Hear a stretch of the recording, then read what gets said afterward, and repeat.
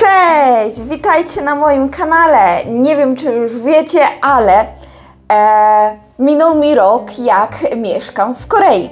Dlatego z tej okazji chciałabym Wam dać dwa filmiki i one ukażą się jeden po drugim, jeden w środę, drugi w czwartek. Pierwszy filmik, jak już widzicie, jest to moje 10 minusów życia w Korei po roku. Drugi filmik będzie jego odwrotnością, czyli 10 plusów życia w Korei po roku. Są to moje przemyślenia po roku i nie bierzcie tego do siebie, ale każdy ma swoje plusy i minusy. Myślę, że jakbyście mieszkali także w Korei, tak żebyście znaleźli swoje rzeczy, które Wam by się podobały mniej, albo te, które by się podobały bardziej. A jeszcze przed rozpoczęciem tematu filmiku ze spraw organizacyjnych zapraszam Was jeszcze do zadawania mi pytań do Q&A. Filmik ukaże się już w przyszłym tygodniu w środę.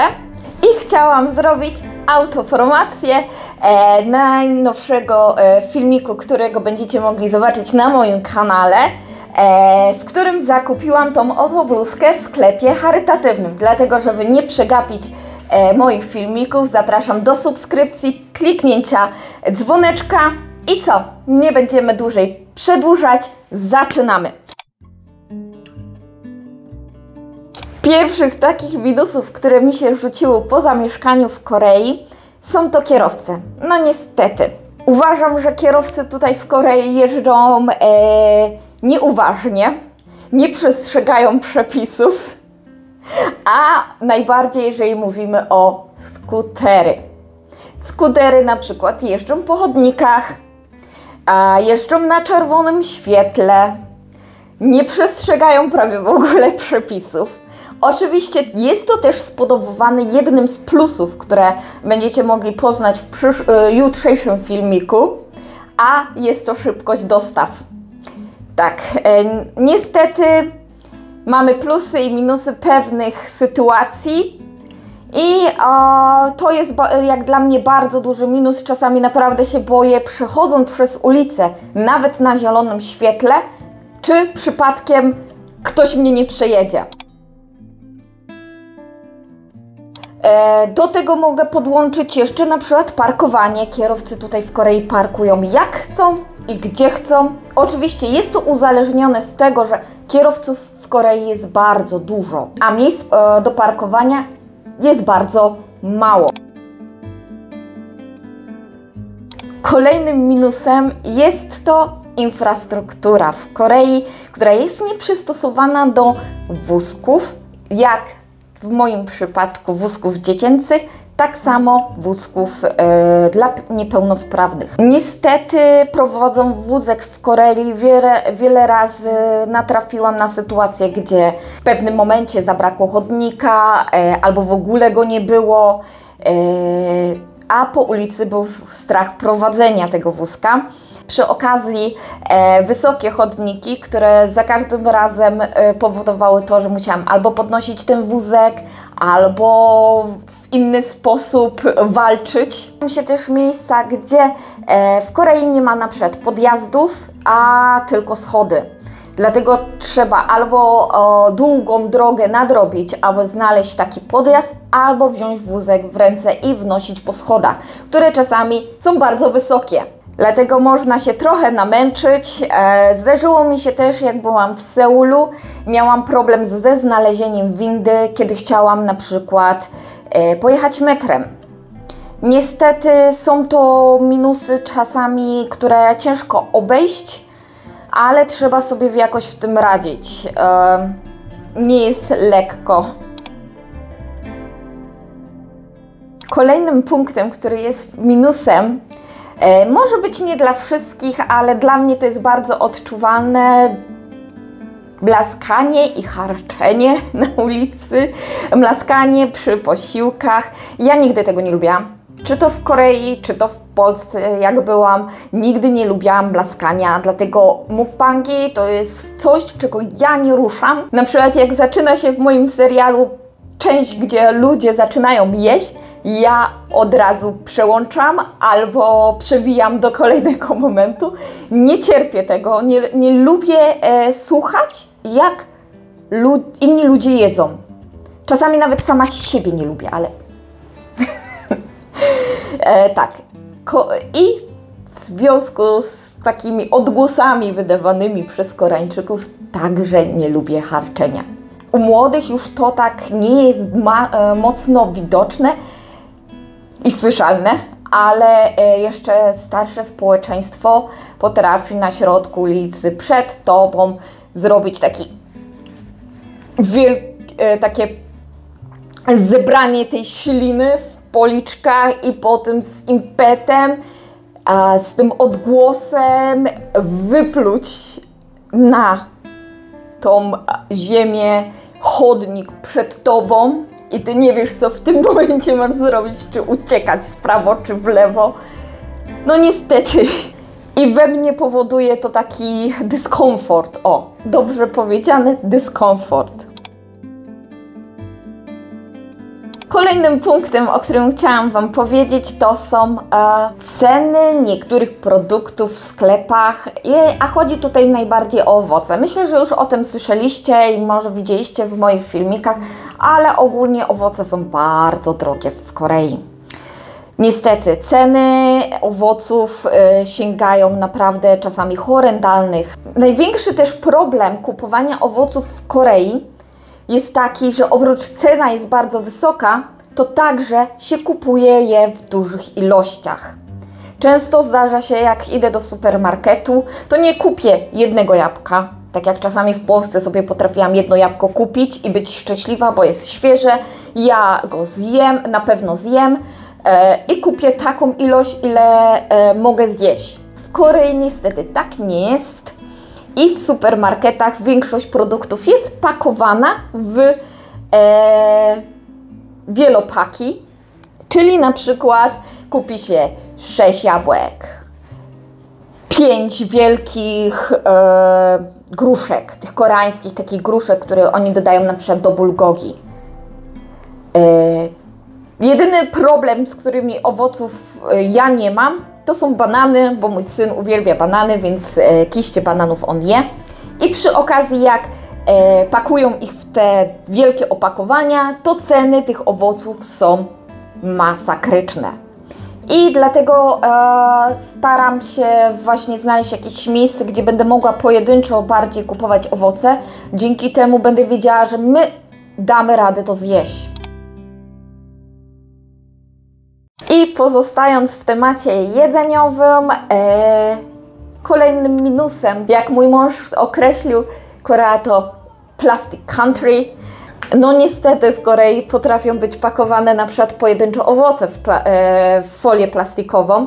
Na dowóz, jak zamawiamy jedzenie, choć jest tanie, to także wszystko jest czasami zapakowane w osobne opakowanie, do tego jeszcze obwinięte folią i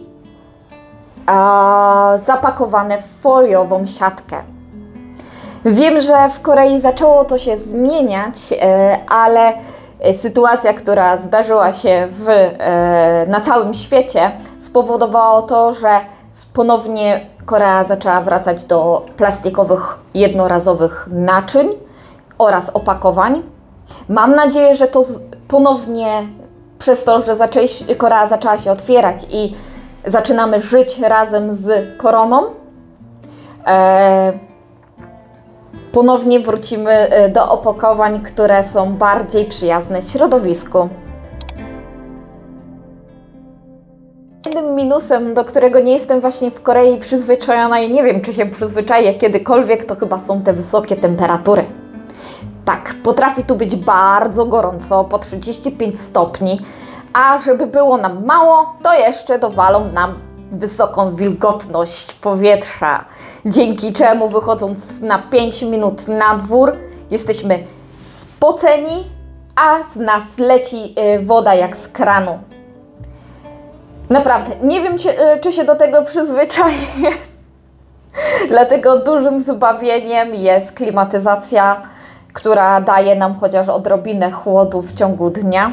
I czasami się nie dziwię Koreańczykom, czemu tak naprawdę miasto odżywa wieczorami. Bo wieczorami jest bardzo przyjemnie. Już nie grzeje nam słońce i można normalnie oddychać. A pozostając w temacie ogólnie pogody i klimatu w Korei, kolejnym bardzo sporym minusem życia w Korei jest zanieczyszczenie powietrza.